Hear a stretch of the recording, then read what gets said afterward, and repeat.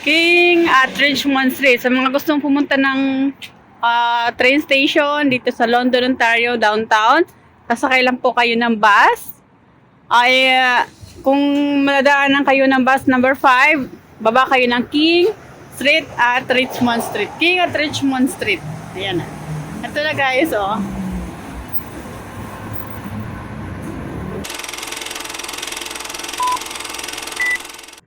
Hello mga ka-dreamers! Welcome back to my vlog. Hello everyone! For today's video, i-share ko lang sa inyo kung paano mag-DIY or do-it-yourself work permit application sa IRCC. Kasi ngayon guys naman ay puro naman online yung application sa IRCC. So, kung malakas ang loob nyo po, ay pwede nyo pong gawin na kayo na lang po ang mag-apply ng work permit niyo, mapa extension man o new work permit application or permanent residence, ay kaya niyo pong gawin na kayo na lang po, na hindi niyo na po kailangan mag-hire ng consultant, kasi mas makakatipid po kayo kung kayo po ay do it yourself na lang at mas check niyo pa yung mga documents na i-upload nyo o yung mga ni-upload nyo na walang kulang. Kasi kapag nagkulang po yung application nyo, yung mga documents na pinasa nyo sa IRCC, ay babalik po ng IRCC yung application nyo kasi lack of documents. So, ito guys, ang share ko sa inyo kung paano mag-apply ng work permit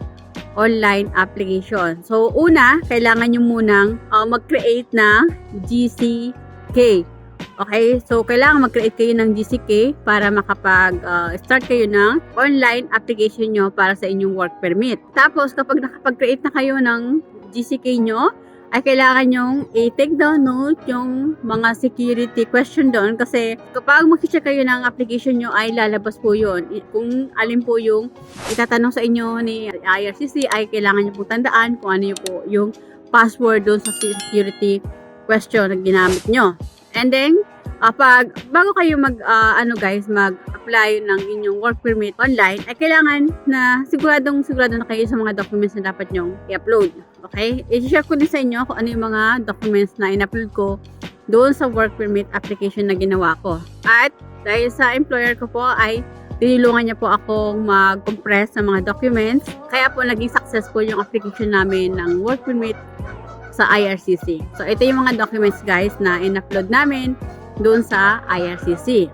Una, kailangan nyo pong i-upload yung job contract or job offer doon sa IRCC account nyo.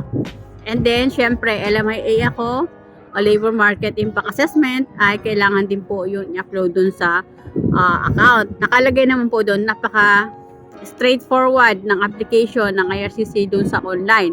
So, hindi naman kayo confuse kung saan nyo dapat i-upload, yung mga documents nyo, kasi nandun na po, naka-organize naman at napaka very straightforward ng application ng IRCC. And then, meron din po doon na kailangan nyo pong i-upload yung passport nyo. In-upload po namin yung passport ko.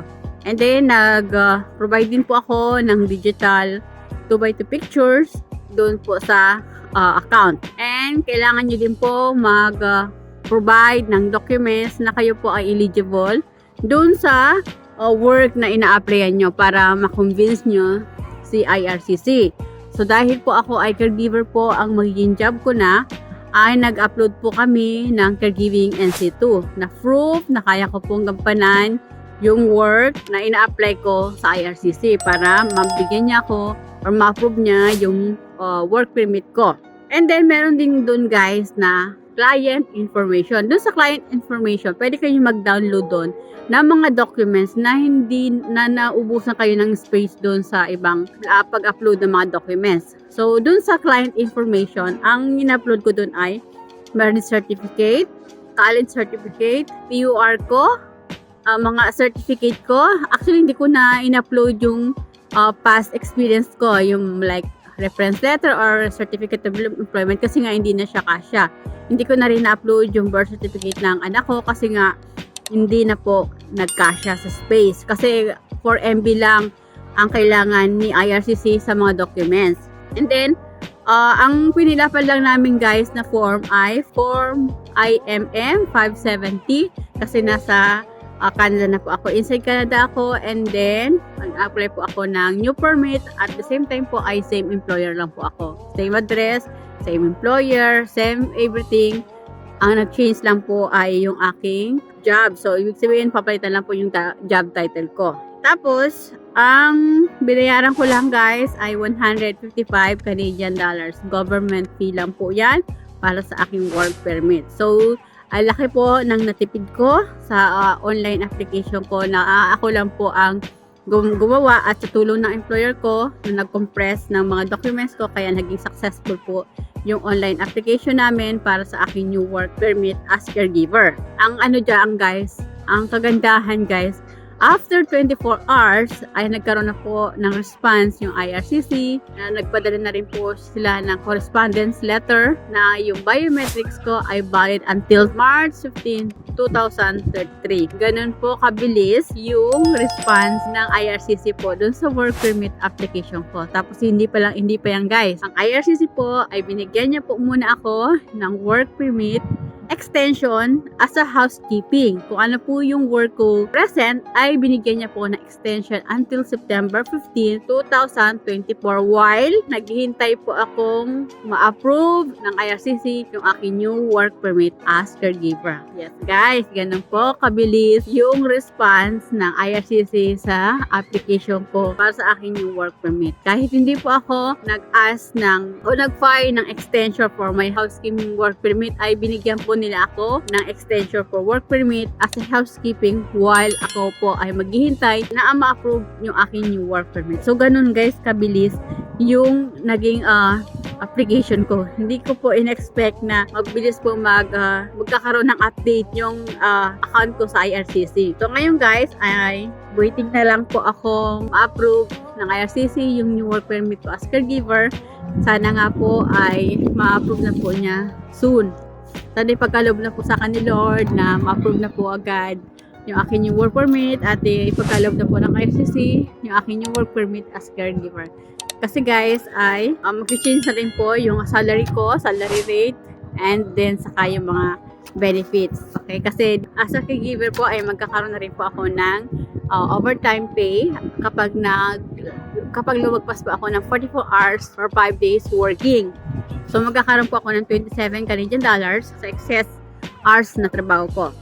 And then, yung rate ko din ay magiging 18 Canadian dollars na kasi caregiver jobs na po ako. Ganun na po yung magiging flow ng aking application. Kaya kung kayo po ay nagbabalak din po mag-apply ng new work permit nyo o kaya extension nyo or visit visa, tourist visa, permanent resident, sa tingin ko kaya nyo na rin. Kaya nyo rin gawin yun basta meron kayong phone na pwede mag-compress ng mga documents, laptop, magiging okay po yung application nyo. Huwag po kayong kabahan. Kung naman guys, bago ko, pinag-aralan ko munang maigi kung paano gagawin yung work permit application. Nag-watch ako ng YouTube, nagbabasa ako sa IRCC website, kung ano yung mga documents. At the same time, yung sa group na mga sinishare nila kung ano yung mga documents na dapat ihanda. By the way guys, nakalimutan ko na-inform sa inyo na nag-upload din po pala ako ng e-medical sheet. Yung e-medical sheet ko, ayon yun po yung expired last September 2023.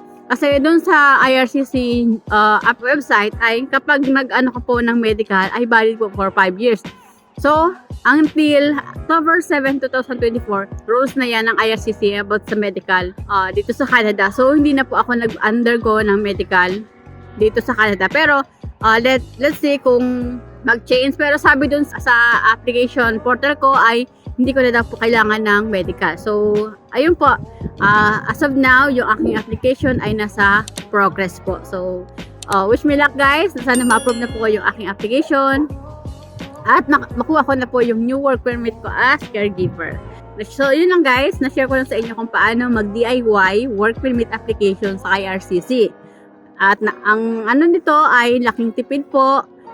By the way guys, share ko din po sa inyo na bago po ako nag-DIY online application para sa akin yung work permit, ay nag-inquire na rin po ako sa mga konsultant. Mayroon pong isang consultant na sabi sa akin ay magbabayad na po ako ng 3,000 pero kasama na po yung family, parang family application na po. Kasi for gaining experience po ako. Sabi ko, sobrang laki. Sabi ko wala akong budget na ganyan. So, talagang sinikap ko na lang at inilong ako ng employer ko, talagang nagawin na lang namin na do it yourself na lang. So yun nga, successful naman at nga waiting for my work permit na ma-approve po ng IRCC. So yun lang guys. So guys, if you find my video helpful, please subscribe naman po and do like and share na rin po kung nagustuhan niyo po yung mga video ko at nakatulong sa inyo. Please pakiclick yung bell notification para ma-notify po kayo sa mga bago kong video. So good luck po! Kung kaya ko po, kaya nyo rin pong mag-do it yourself application para sa mga kakailangan nyo pong permit. So good luck po! Thank you for watching. Bye! God bless all!